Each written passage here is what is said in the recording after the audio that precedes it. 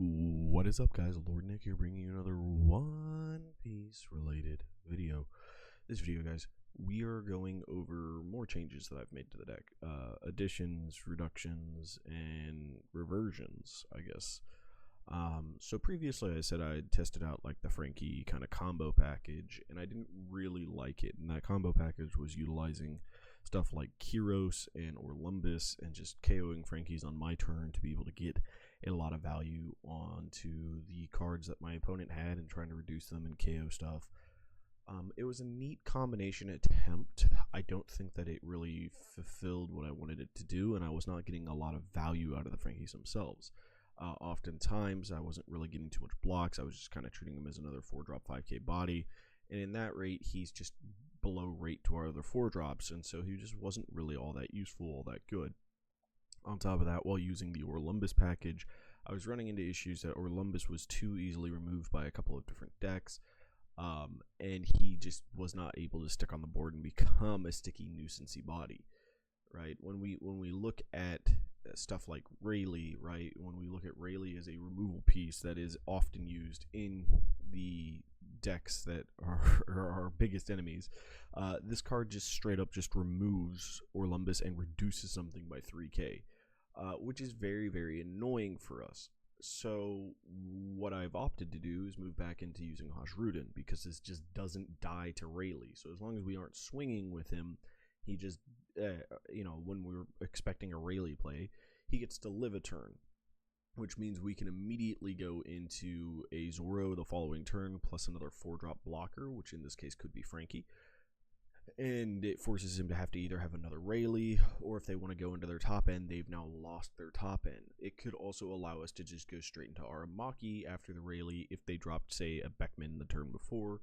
And now the Hajrudin and Aramaki, while it doesn't really remove the Beckman, it is still just a very strong combo here, right? It comes close to removing him. It does not remove him, but it's a strong combo to have out either way. If they have a 5-drop on board previously, we can remove it, stuff like that. But, there's multiple options that we now have available to us because our 4-cost reducer is still alive. On top of that, the 4-cost reducer does not require us to have any other characters on board to be able to utilize that. So it is a pretty strong option in comparison, especially because we are using the Kuzumaki. It's been the strongest option with Kuzumaki in the past. I think it is still the strongest option, and I was really trying to just utilize the Orlumbus package to more than it was, but the problem is Orlumbus is just too easily removed, and even though black isn't there, red is now the primo removal deck, and on top of that, it's actually an easy card. Orlumbus is also an easy card for stuff like Blackbeard to remove, whereas with Hajrudin, again, more difficulty. He's higher cost, higher power, he's a much more nuisancey card. They have to utilize a Beckman to remove him, but the Beckman only removes 6k, so you still need like an Otama on top of that to remove him. So in general, he's harder to remove. So we're okay with this. This just means that our cards are stickier. It does mean when they are removed, it hurts a bit more because it is more cost investment for us to have to play them. But still harder for our opponent to remove, less likely for it. I like that a bit better. But we did move back to the Frankies because I was watching how a couple of Usopp players in locals have been playing, and some of my buddies have experimented with it. And when I was telling them, I was like, damn, I really want Frankie to be good. I think this card could be really insane. And we were talking about the combos and options, and it just didn't feel right trying to do complete combo with him. So when we looked into it, though, one of the things that a lot of Usopp players kind of have been picking up, at least in my locals, I don't know if this is a wide thing. It probably is a wide thing that they've picked up, which is the fact that Frankie just brings back value. Right, Frankie dies and you put a Bardo there, and if your opponent has no other swings, your next turn you automatically start with a blocker already on board. That's just very strong. Likewise, I was looking into that same synergy, and I was like, what if I have Suleiman or Scarlet on board that next turn? Well, if Scarlet's on board and there's a Suleiman in hand, I can Scarlet into a Suleiman and get a -4 for free, essentially. So I was like, oh, that's pretty nice. So we were looking at that, and the fact that the worst case scenario is we could have it bring back a Rebecca, we could have it bring back a Cherie. Like, there are things that it can bring back that are just as annoying, if not more annoying. Now, we did drop the one of Sabo in this list for an extra Gravity Blade. I've also gone back to where I think Gravity Blade is just more beneficial. There's more matchups in my local meta that do go a little wide. So, like, people, because they're experimenting with Usopp again, they're experimenting more with green-yellow Law. There's a bit more yellow kid decks. Like, there are some decks that can go wide or have the option to go tall. So, because of that, I think Gravity Blade covers it a little bit better than just the Red Rock. Red Rock is ideal for just removing one big body every turn. And even the Blackbeards in my meta are starting to realize, oh, we just need to get 2 or 3 4-drops on board. When I'm in a when I was playing Red Rock, and I could not answer it. Like, they could either just turn off my on plays, and it's like, okay, well, your 2 bodies stick because I don't have a good way of answering them. At this point, I've also given up on trying to slot in Gyatz's to give myself that ability there. So I think that in general, this is probably how I think Kuzumaki could run. I'm not going to say should, but I'm going to go with could. Just due to the fact that the incremental value you can get off of Frankie allows you to be a lot safer earlier, which means you get to preserve your life more, which means once we get into the late game and we start putting out these giant bodies that cause a lot of problems, we have more life to work with to enable us to play for that longer, grindier time.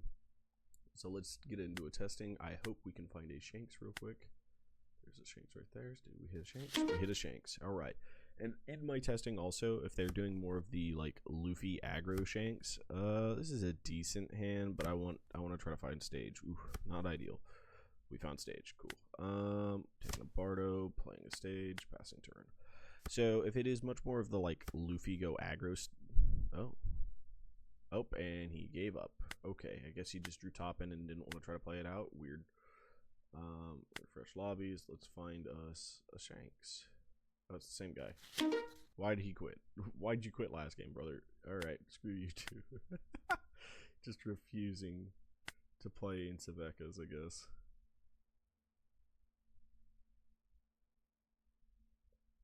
But, if it is more of the aggressive Shanks, they run out of resources really fast because we just answer their characters. So even if it's a lot of 5-drops and stuff like that, they're running a lot more 5s. They're running a lot more like trying to pressure you down. More like a 0 type of build, almost. Then we do really well into them because we have enough answers, we have enough bodies. Like we just tax their board until they're out of cards, and then we start swinging at life. So even if they end up with like a 3 or 4 card hand at like 2 life, we'll probably have like 4 or 5 bodies on board, and they can't do anything. Cool. We just stuck here now. This is our life. We're just stuck in this situation.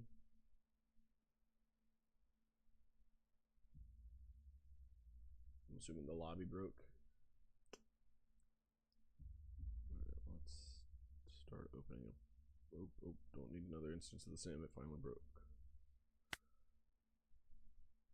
Ah. Dang it, Dave. I'll try a few more times just to refresh into a Shanks, hopefully.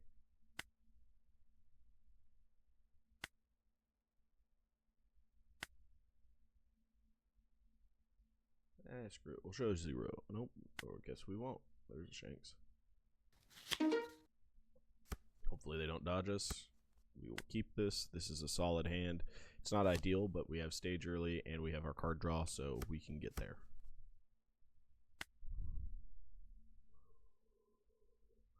We need the removal. You're probably just going to swing at life. Yep. We're going to eat that. That's fine. We're going to deploy this, and we're going to pass.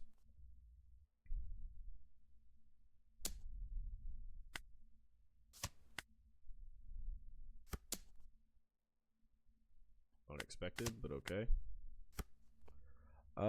Normally I'd kind of want to get this out on this curve. So let's try this first, see what we get. We're going to get rid of this one. I kind of want to get a blocker out because he's just trying to go aggressively into my life right now.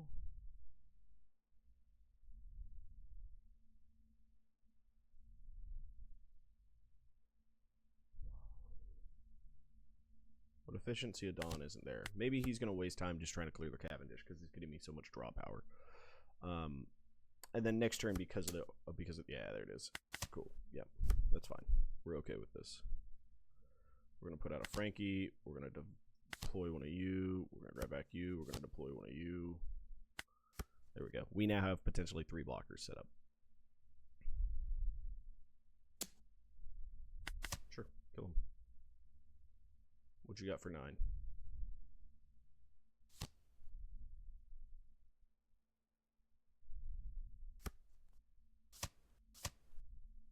Okay.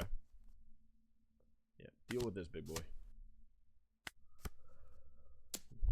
We're now in a super safe spot. Back out of Bardo. That's annoying. We're going to drop a second one, see if he has another.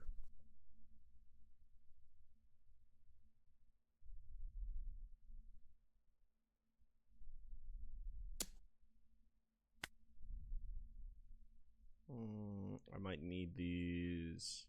I hate giving a 2K, but we'll give it 2K.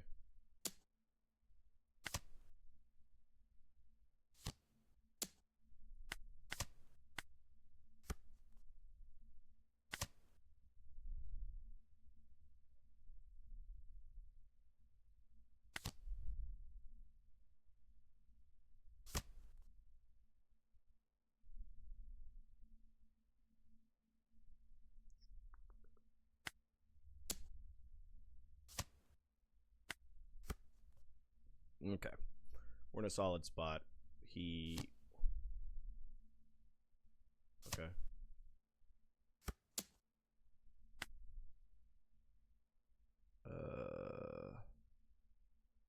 2-1.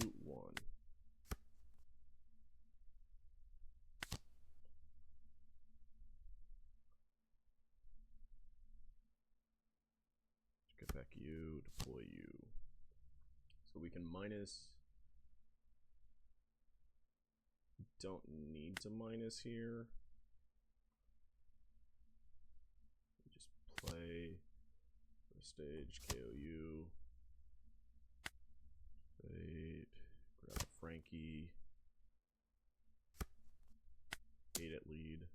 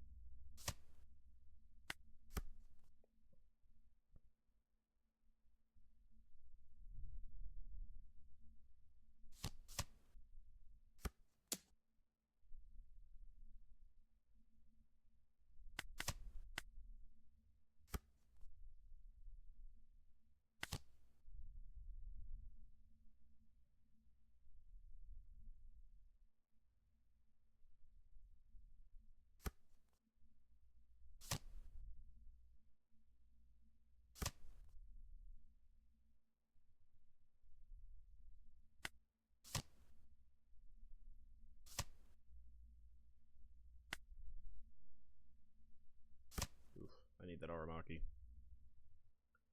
Alright, so we do 7 at lead.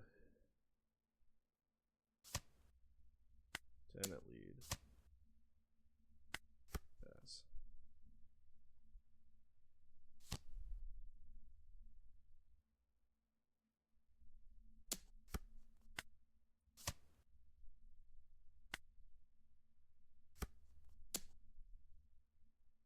What does he have for 4?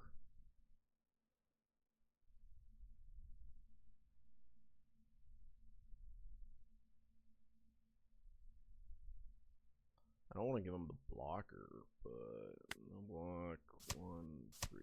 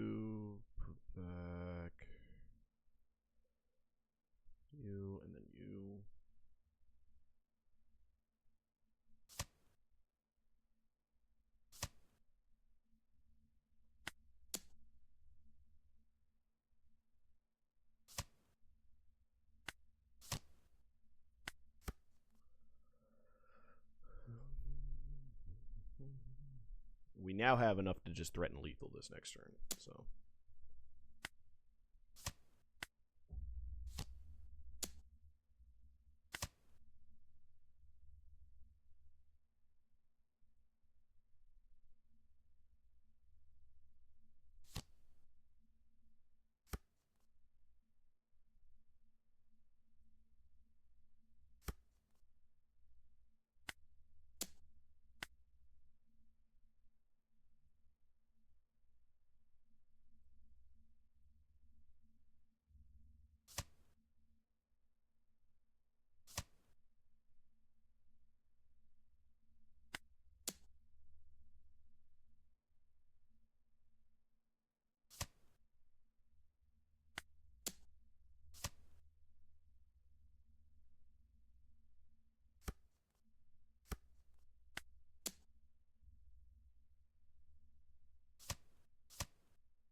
Damn it.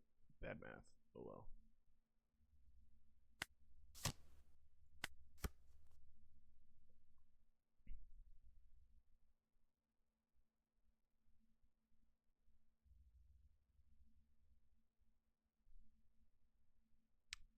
But it's fine. He doesn't have the survival for this.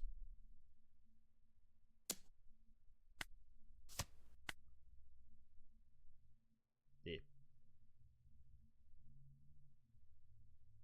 Woohoo! We outlived a Shanks, baby. Let's go. So yeah, I mean the build, it is very much possible to beat a Shanks.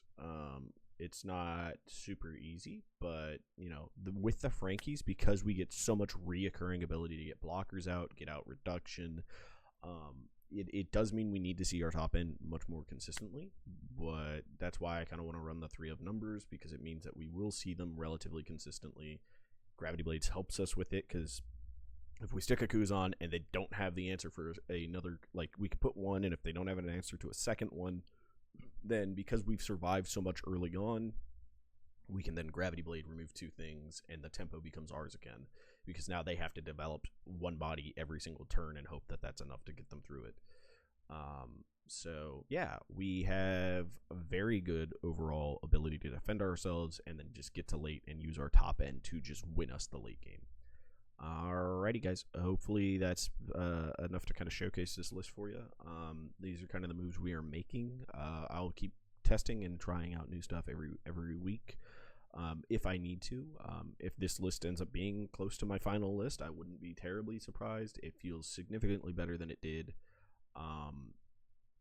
So yeah, here's hoping, guys. And until next time, I hope you have a wonderful, wonderful day. Bye, guys.